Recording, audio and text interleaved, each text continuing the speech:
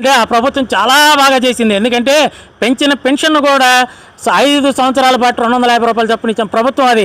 ఎందుకంటే ఆ ప్రభుత్వం మొదలైందే కూర్చడంతో మొదలుపెట్టింది.